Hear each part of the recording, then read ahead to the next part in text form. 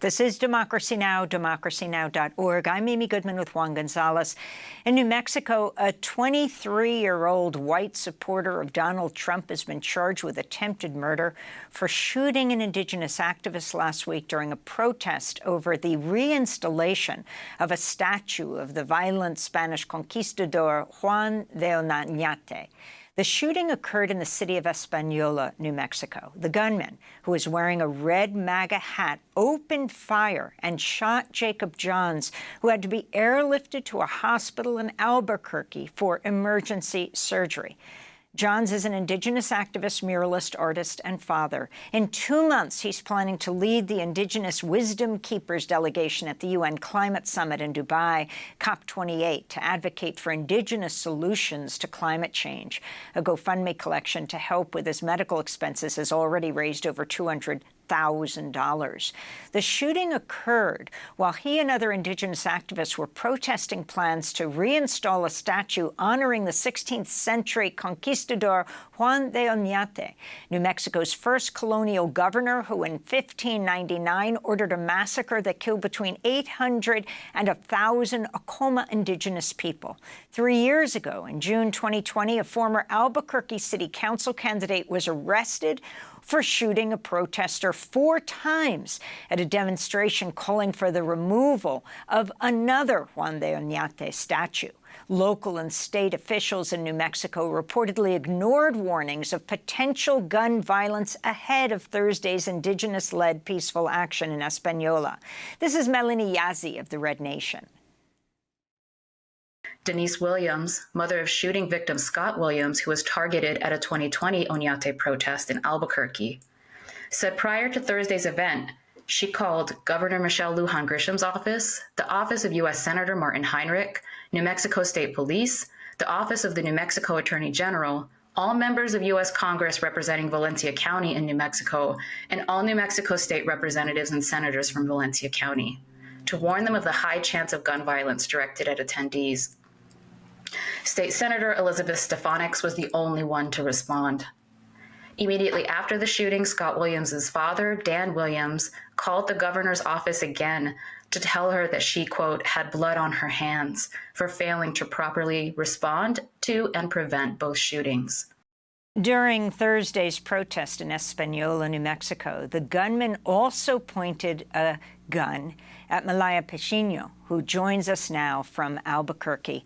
Malaya, I know you are still suffering from the shock of what happened, the shooting of the Indigenous activist and the gunman waving his gun, you and others. Can you talk about your experience, what happened then, and why you were all there in that peaceful action? Yeah, absolutely. I just first want to say good morning. My experience, well, I'll start with why we were there. They proposed to put up this statue, and there was a budget, a certain amount of money allotted. And I didn't feel it was right for our community money that could be spent on resources and support and our healing of our community to be spent on this statue. And so Thursday wasn't a protest. Thursday was a sunrise ceremony in the morning time, and it was a celebration. We came together and we prayed and we celebrated as a family that we were able to postpone this statue. And Malaya, could you talk about who was proposing to install this statue, given the horrific history of Juan de Oñate? In fact, he was, if you could tell our viewers and listeners a little bit about his legacy, he was so cruel that even the Spanish government, colonial government at the time, put him on trial, and they were obviously extremely cruel toward the native populations. And but even they considered, had gone beyond the pale. You know, sorry, the feed that I'm getting is cutting in and out a little bit, so I didn't hear the whole question. But I heard you mention, you asked me about Oñate and who he was as a man. Yes. You know, and that's a really interesting question. And it brings up a lot of controversy in our community because on one hand, there are the people whose ancestors and whose history was that violence that he committed and was brought from that pain, you know, of him and the suffering that he put our indigenous peoples through. And that's one side of it. And then on the other side of it, you know, we have Spanish people in our community, part of our valley, who he was their ancestry and he was what they feel pride in, you know. And so there is a lot of division going on in our community, and it is a really controversial thing to talk about Oñate. And I think for me, you know, as important as it is to recognize his violence and how much he hurt people, it was less about him as a man and more about the fact that I see pain and suffering in our community, and I see how some funds for the missing and murdered Indigenous women, some funds for our alarming rates of overdoses, our housing crisis, that feels more important than funding a statue being resurrected. And the response of Governor Lujan to calls for her to be aware that there was possible violence, how do you feel she responded in this situation? You know, I haven't really, after the incident, I've just been with family, so I haven't been looking at politicians' responses to the incident, but I do feel that they had a duty to protect us, you know. From the morning time, the shooter was there, and he was watching us, and it was brought to the attention of the police that people felt uncomfortable with him there. And so they had a duty to protect us, and it's my personal opinion that they did not do that. That when you see a rally of people and then you see an opposing side starting to form, that's, you show up, and they didn't show up for us. So that's what I have to say about that. Malaya, you're 23. Apparently, this white gunman who shot Johns is 23 as well. I wanted to turn to the Palestinian activist Mohammed al-Kurd, who spoke at the rally only 15 minutes before Jacob Johns was shot.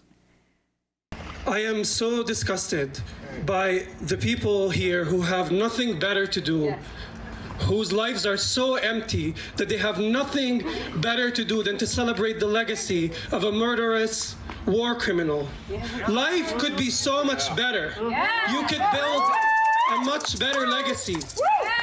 You could wash your hands off this blood.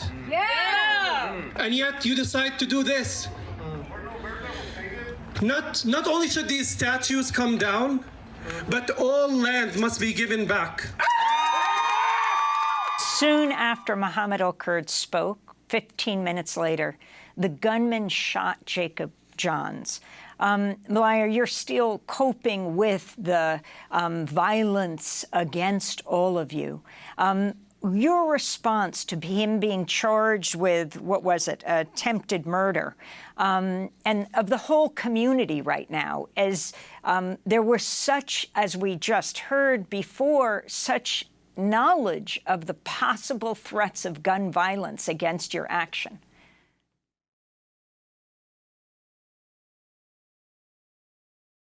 Malaya. Sorry, the ending cut out just a little bit. If you could respond to the charges, he's being charged, the gunman, with attempted murder. And also, if you could tell us how Jacob Johns is doing and how you're doing, because you all experienced both his shooting and the threatened shooting of you and others. You know, that's a really good question. I thank you for checking in on how we're all doing. It means a lot. I think that his charge for attempted first-degree murder and aggravated assault because he pointed the gun at me, I think that's fair, because he came there and watching his attitude and the way he carried himself beforehand, it felt like he was getting himself ready, you know, and he would go to the altar and invade a sacred space So it felt that way, that there was this preparation on both sides, and specifically for him, his own mental preparation. And I was able to, my father has been checking in with Jacob's family as much as we can. Last I heard, he's doing okay and he's recovering. We just put out lots and lots of prayers that his breathing is good and his voice is good. In the morning time, he came and he sang us some songs. And so I know as a community, all we want to do is hear Jacob sing again for us. Strong like that. And as far as I'm doing, I'm okay because I have a community that is full of love and compassion and humanity. So, ever since this, there hasn't been a moment where I haven't been taken care of. So I'm blessed in that way. Well, Malaya Peixinho, I want to thank you so much for joining us from New Mexico Public Television. She attended Thursday's peaceful action over the planned reinstallation of a statue of the infamously violent colonizer Juan de Oñate in Española, New Mexico.